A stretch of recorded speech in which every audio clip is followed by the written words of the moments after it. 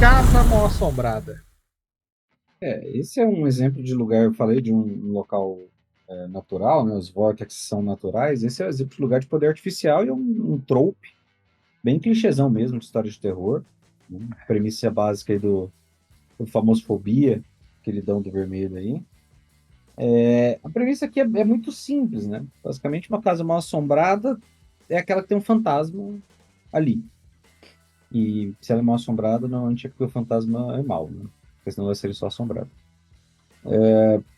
Basicamente, como o fantasma não tem forma material, você está falando basicamente de um apanhado de energia, em geral negativo e carregado de más intenções. E aí essa energia vai ter diferentes efeitos, tanto em manifestações de interação com o plano material, quanto interações energéticas envolvendo almas, enfim, possessão, influência, etc. Se você assistiu a novela Viagem, você vai entender o que eu estou falando. Então, pensando pela lógica, por exemplo, do mistério, do ordem paranormal, eu quis mencionar que uma casa mal assombrada pode ser um local de poder, porque há nesse nosso arcabouço cultural bons exemplos de casas originalmente assombradas e que a coisa vai escalando com um acúmulo de mais e mais energia de fantasmas até isso ter um efeito especial maior do que o normal. Então, a série American Horror Story, por exemplo, tem a temporada do hotel em que essa premissa é bem presente. Basicamente, você já tem uma energia ali por causa de uma galera que não é legal e basicamente aquilo vai piorando. Vai morrendo mais gente lá, os fantasmas que vão morrendo vão ficando lá, vai ficando mais pesado o clima e você vai carregando cada vez mais com essa energia. No Maldição da Mansão Rio, se não me engano, que é inspirado um pouco no clássico, no livro A Outra Volta do Parafuso, acho que a gente já Cara, falou sobre ele aqui. essa para mim, Marcia, foi a melhor tradução do nome desse livro. Porque eu escuto cada tradução tosca. Mas eu acho que eu só conheço essa, A Outra Volta do Parafuso. Eu não sei se tem alguma. Tem outras traduções? Tem, tem. Ah. Enfim, bom livro, recomendo. Como eu já falei, eu tenho um cagaço com filme de terror, mas livro eu consigo ler numa boa. Netflix tem umas 2 ou 3 séries sobre esse livro. Muito boas. Muito boas. É, o A Maldição da Mansão Rio é um pouco mais pesado, né? É. Porque você tem vários fantasmas atuando, enfim. E, pô, você teve o famoso filme 13 Fantasmas, em que o cara deliberadamente prende 13 fantasmas na casa. E aí, como é um filme de terror, esses fantasmas obviamente vão se soltar e matar geral, enfim. Se você gosta de filmes. Minha máquina de lavar, aparentemente assombrada. Tô ouvindo ela aqui. Então, é possível que uma casa mal assombrada se torne, eventualmente, praticamente um vórtice de energia maligna, ou um local de uma concentração tão intensa de energia maligna, derivado de cada vez mais fantasmas, né, que sejam vítimas da casa, ou que por algum motivo estejam amaldiçoando a casa, ou as pessoas da casa, enfim, que aquilo se torne um local de poder. No RPG, eu acho que o mais interessante de você usar uma casa mal assombrada, e aí eu estou falando especificamente do mistério do ordem paranormal, é justamente em aventuras que exijam algum grau de investigação, tá? Porque o que que acontece? Nem sempre você, e aí pode ser um mecanismo que você, como narrador, vai fazer, nem sempre o passado da casa é um fato conhecido. Às vezes, se a casa não for pintada como aquele estereótipo, né, esse estereótipo da imagem, essa coisa, uma casa vitoriana, sombria, com barulhos, com rangidos, etc., nem sempre isso vai ser uma coisa que esteja tão evidente.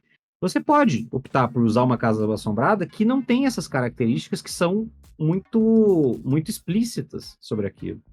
Então, você pode trabalhar com um passado da casa que não seja um fato conhecido, entendeu? E esse passado, quando for sendo descoberto, é que vai servir como uma principal pista para o que está acontecendo. Male male, a nossa aventura de Fazenda Esmeralda tem esse aspecto, né? De você ir descobrindo o passado da casa e você entendendo o que está acontecendo ali.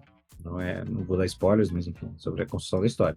Então, não só a existência do fantasma, ou fantasmas, ou daquela energia, não precisa ser uma energia manifestada na forma de um fantasma específico, mas enfim, é um fator relevante, como muitas vezes a identidade do fantasma, ou a causa da morte, ou outros elementos associados a isso podem ser interessantes. Se você assistir o Supernatural, você vai lembrar a quantidade de casos que eles tinham envolvendo fantasmas, e aí sempre tinha uma característica do, cara, o fantasma é um fantasma derivado de uma morte que aconteceu desse jeito, e portanto ele é uma variante de fantasma que precisa ser combatido de determinada maneira. Nem sempre você vai fazer o tradicional, que é a gente tem que ir lá salgar o esqueleto e queimar. que era o que eles sempre faziam com o fantasma tradicional. Não, às vezes você vai ter que fazer algo específico, porque o fantasma foi criado de uma maneira especial, que vai exigir um ritual específico. Então você vai ter mais um elemento de investigação para pensar. É legal você pensar, às vezes, com essa perspectiva de incorporar mais do que apenas o fato de existirem fantasmas, e sim a origem, a identidade, tudo mais, para você expandir essa utilização desse lugar de poder. Antes do Jesus falar, vamos colocar o link da Volta do Parafuso aí. E tá de graça no Grande livro, Kindle, hein? viu? Pelo nosso link, tá de Olha graça aí. no Kindle. Grande livro. É engraçado que vocês estavam falando aí do nome da tradução como Outra Volta do Parafuso, mas o nome original é Volta do Parafuso só, né? Não tem outro. Por que colocaram Outra Volta? Ele girou 2 vezes. É porque no português já. É porque a primeira volta foi em inglês. É porque é o Ah, seguinte, por isso que eu falei da tradução, é porque acho que em inglês a ideia é quando você torce o parafuso além do que ele pode. Entendeu? Ele é quando você dá aquela forçada. Banana. O MHG falou ali no chat sobre construir a casa em cima do cemitério, mas em Poltergeist, o plot se passa justamente por conta disso. A casa foi construída em cima de um cemitério. Cemitério indígena. E aquele local que originalmente era um solo sagrado, como a gente falou mais cedo, passa a ter sido conspurcado, né? Que ele perde o propósito dele, porque eles até justificam lá na coisa. Era um empreiteiro que comprou todo um terreno que antes era um cemitério. E aí, para construir as casas e ficar mais barato, eles só tiraram as lápides. Tipo, tudo que tava embaixo, tipo, foda-se, né? O tempo age e, e as coisas vão ser levadas depois. Mas não foi o que aconteceu. E aí é o que o filme acontece, o livro e o filme acontece por conta dessa situação. Quem profana o cemitério é o capitalismo. E outra coisa que o Marcelo até citou ali também sobre as sessões do Supernatural, de maneiras de se lidar com os fantasmas, o Vermelho joga frequentemente aqui Phasmophobia, né? E no Phasmophobia é uma coisa que você pode, inclusive, surbear pro seu cenário, sua história. É diferentes maneiras de se identificar a entidade que tá ali. No Phasmophobia tem uma série de efeitos sobrenaturais que você vai ter que ir ali ticando, né? Tipo, aconteceu tal coisa, aconteceu isso. Não aconteceu isso. Então isso vai afunilando a entidade que está ali, e a partir daquilo você descobre qual é o ser que está atormentando aquela casa. É algo que você pode facilmente fazer também na sua aventura. Por que não, né? Eu acho isso legal, porque você foge um pouco do clichê que tá no livro, como eu falei. Às vezes o jogador é mais experiente, ele simplesmente já sabe como a criatura funciona, então perde a graça se você não incrementar. E para quem gosta de cinema e gosta de ficar seguindo nossas dicas é bom, nossas dicas, o Skyrim é um desses, não sei nem se ele tá aí ainda. Assistam um filme antigo chamado A Casa da Noite Eterna. Vocês vão gostar bastante. É o japonês? Não, ele é um filme americano, mas ele é baseado num fato real. É uma casa mal assombrada, que não sei se é na Suíça, em algum lugar assim, que o dono, desafiava a galera a passar 24 horas dentro dessa casa. Quem passasse 24 horas dentro dessa casa sem fugir, desesperado, ganhava uma grana louca. E aí o filme conta a história de um grupo de cientistas que resolveram topar esse desafio para estudar o que tinha de mais nessa casa, e aí você já viu, né?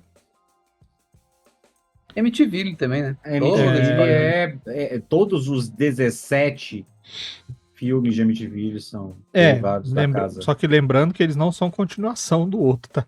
É tudo filme. Não, cara, o que é mais surpreendente. É tudo isolado. Remaster, é basicamente uma temporada de série transformada em 17 filmes. Mas é porque aconteceu uma umas temporada paradas. de série com um episódio de 1h40. É que aconteceram umas paradas meio sinistras lá, né? Não começa, não. Eu não conheço.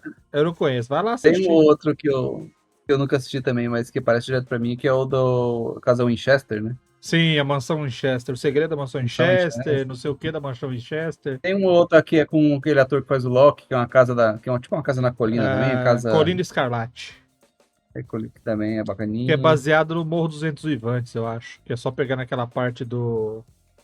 Como é que é o nome da Kate Bush lá cantando? Wuthering Heights, ó. Sempre lembrando que também a gente tem a mansão assombrada da Disney e a mansão do Luigi, né? E tem a casa que Mansão eu do morei Luigi. lá em Anápolis, Chega, O- vamos mudar de assunto. Deu. que era boa também.